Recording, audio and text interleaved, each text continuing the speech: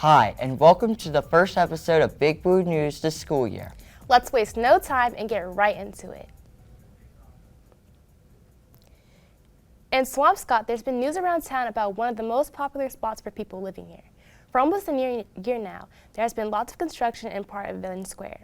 There used to be multiple places there before construction that are now being replaced.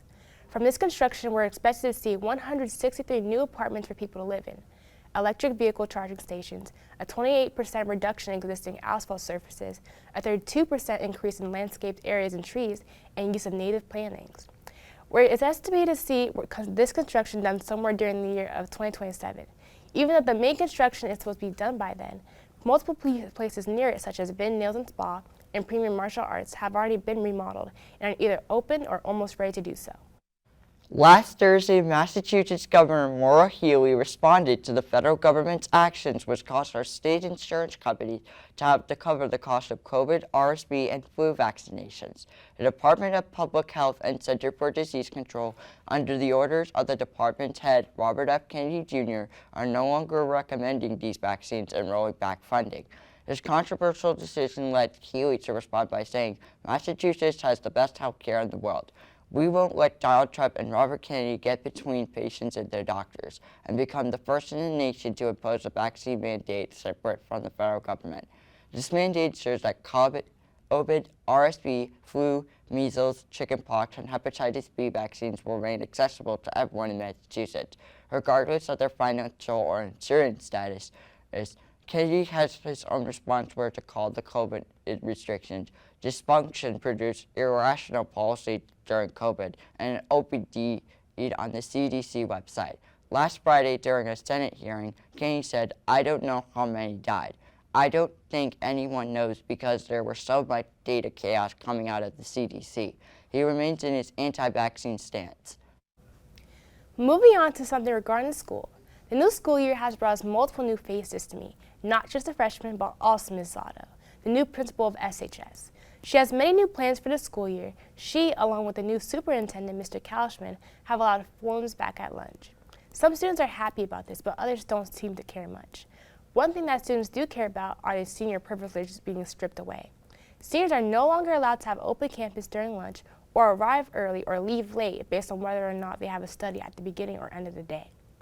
During an assembly with the seniors in the auditorium, the students were quite upset about this and asked many questions, but to no avail, they were never given a direct answer. The class of 2026 has looked forward to these opportunities, and they feel as if it's unfair to be happening to them based on previous seniors' mistakes. Juniors are also upset about this, after finding out multiple juniors asked questions about it during their private assembly. Now, let's head over to the sports text with Aramis. Thank you, Sasha. Boys soccer won their first game last week against Saugus 3-1. All three captains of the soccer team scored in their season opener. They then had a doubleheader with the girls team where they both played against Marblehead on Monday night. The boys soccer team lost 3-0, leaving their record 1-1. The boys look to beat Winthrop today at 4:30 at Bloxage Field to push their record to 2-1. The girls soccer team also won their first soccer game against Saugus 2-1. The girls team played Marblehead on the Magicians' home turf and tied the game 1-1. They will play against Winthrop tonight on Winthrop's turf and hopefully bring their record to 2-1. The boys golf team had a decent start. They started off with a huge win against Saugus last week. Following their Saugus matchup, they lost to Winthrop at home. Today they play against Beverly at home, looking to push their record to 2-1. Good luck to the golf team. The Swampscott girls field hockey team had a game against Masco on September 5th and lost 4-0. They played against Saugus yesterday and won 2-0. They play against Peabody at home and look to bring their record to 2-1. Moving on to the volleyball team, the girls had a great win against Bishop Fenwick and beat them 3-1. They then played Gloucester last Friday and won 3-1. They played against Winthrop yesterday and won 3-1. The team is off to a strong start. The Swampscott football team started their season off against a tough opponent, the St. Mary Spartans. They played against them at Manning Field and lost 28-0.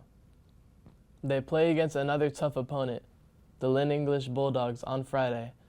With new additions to the coaching staff, the team is looking to hopefully make it deep into the playoffs. That's all for sports. Back to the news desk. Thank you, Aramis, and thank you for joining us on this episode of Big Blue News. Tune in next time and sure to like and subscribe.